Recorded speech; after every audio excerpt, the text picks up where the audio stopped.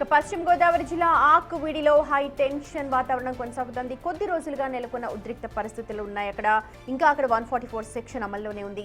తాజాగా హిందూ సంఘాలు ర్యాలీకి పిలుపునివ్వడంతో పోలీసులు ఇప్పుడు అక్కడ మరింతగా అప్రమత్తమయ్యారు. ఎలాంటి అవాంఛనీయ ఘటనలు జరగకుండా ఆకువీడిని తమ ఆధీనంలోకి తీసుకున్నారు పోలీసులు.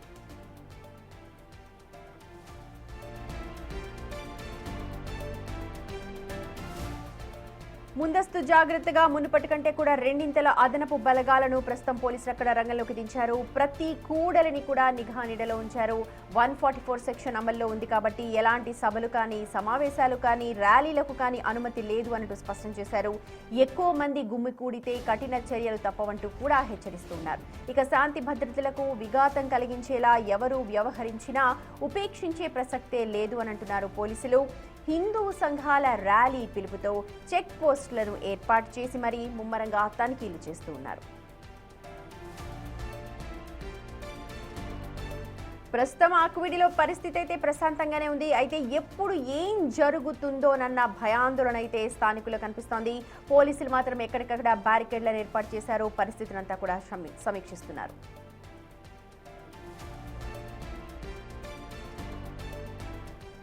రైట్, మా ప్రతినిధి సాగర్ లైవ్ లో అందుబాటులోకి వస్తూ ఉన్నారు. అక్కడ పరిస్థితిని మనకు క్షేత్రస్థాయిలో వివరించడానికి. రైట్ సాగర్, 144 సెక్షన్ అమల్లో ఉంది. ఇవాళ హిందూ సంఘాలు ర్యాలీకి పిలుపునిచ్చాయి.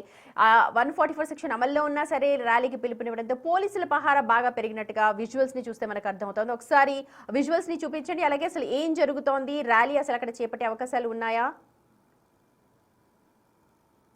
సుమతి, ఈరోజు ఈస్టర్ పండుగ కావడంతో ఒక పక్క క్రైస్తవ సోదరులందరూ కూడా ఆ చర్చి ప్రార్థనా స్థలానికి వెళ్ళి ప్రార్థనలు చేసుకుంటూ ఉంటారు. మరోపక్క ఇక్కడ ఆకివీడు పెదపేటకి సంబంధించి జరుగుతున్న రామాలయ పునర్నిర్మాణ విషయంలో అటు క్రైస్తవులకి ఇటు హిందూ సంఘాలకి జరుగుతున్నటువంటి ఇష్యూ అందరికీ తెలిసిందే. ఇందులో భాగంగా ఇప్పటికే ఇక్కడ 144 సెక్షన్ 30 కూడా అమల్లో ఉందంటూ భీమవరం డిఎస్పీ రఘువీర్ విష్ణు చెప్పడం జరిగింది. సుమారుగా 300 మంది పోలీసులతో ఆకివీడు మొత్తం పహారా కాస్తున్నారని చెప్పుకోవచ్చు.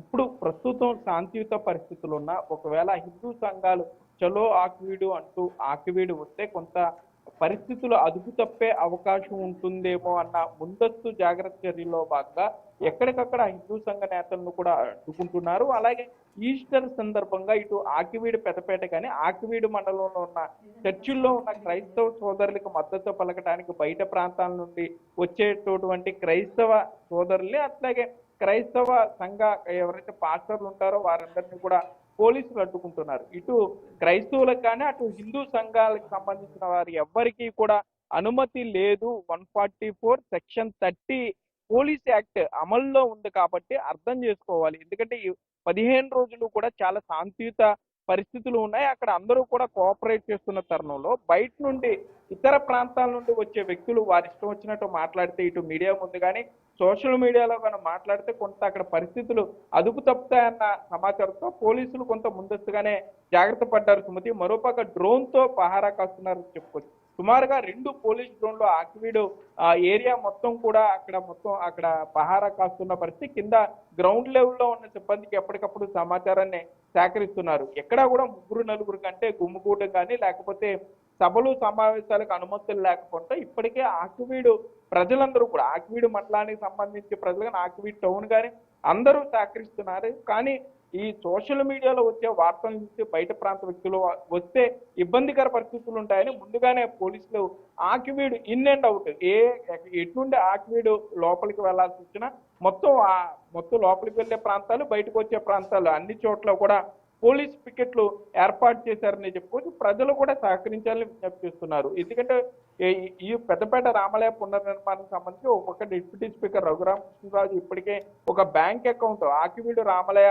పునర్నిర్మాణ సేవా సంస్థ పేరుతో ఇప్పటికే ఆయన అక్కడ 80 లక్షల వ్యయంతో అక్కడ రామాలయ పునర్నిర్మాణానికి ప్రయత్నాలు చేస్తున్నారు. అక్కడ కొంతమంది కూడా సహకరించే పరిస్థితులు ఇప్పుడిప్పుడే వస్తున్న నేపథ్యంలో మరలా ఈ రోజు ఈస్టర్ కాబట్టి కొంత క్రైస్తవ సోదరులను చర్చికి వెళ్తారు, ప్రార్థన చేసుకుంటారు కాబట్టి వారికి ఎటువంటి డిస్టర్బెన్స్ ఇబ్బందులు లేకుండా మతపరమైనటువంటి ఆందోళన కానీ దానికి సంబంధించినటువంటి ర్యాలీలు లేకుండా అయితే పోలీసులు పకడ్బందీ ఏర్పాట్లు చేశారు. హిందూ సంఘాల నుంచి సాగర్ ఏమన్నా ఇన్ఫర్మేషన్ వస్తుందా? కేవలం ఇది సోషల్ మీడియాలో సర్క్యులేట్ అవుతున్న మెసేజ్ గానే చూడాలా?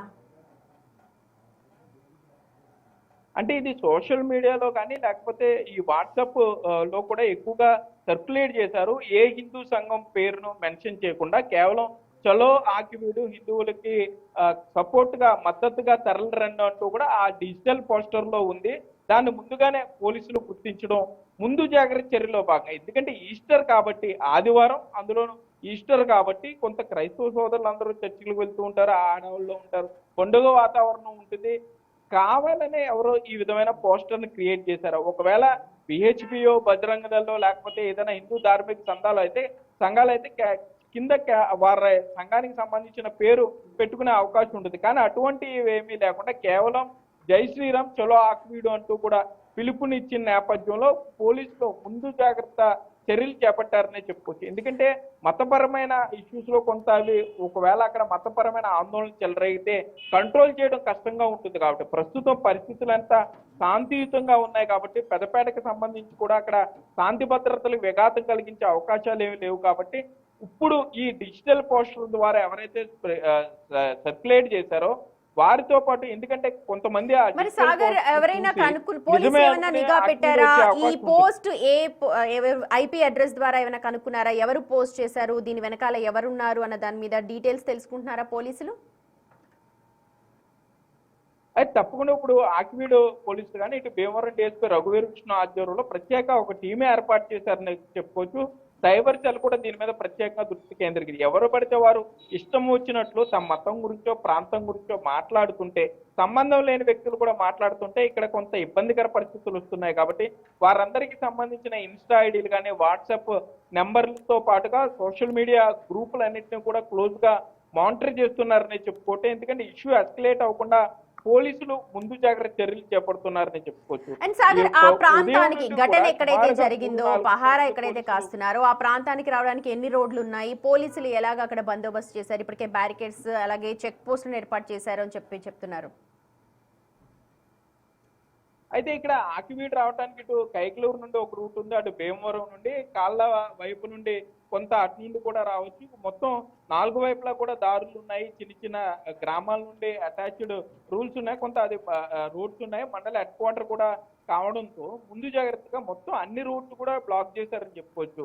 ఎటు వెళ్తున్నారు, ఎందుకు వెళ్తున్నారు, ఎవరింటికి వెళ్తున్నారు, వారి ఆధార్ మొత్తం అంతా కూడా నోట్ చేసుకుంటున్నారు.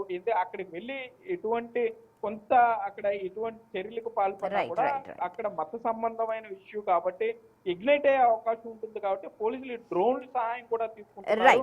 గ్రౌండ్ లెవెల్లో పికెట్లు ఏర్పాటు చేసి కొంత అవేర్నెస్ కల్పించే ప్రయత్నాలు అయితే డిఎస్పీ రఘువీర్. Right Sagar, thank you so much information ఇచ్చినందుకు. రైట్, చూడొచ్చు ప్రస్తుతం ఆకివీడు అయితే ప్రశాంత వాతావరణం నెలకొంది. పోలీసుల పహారా మధ్య ఆకివీడు అయితే ఉంది.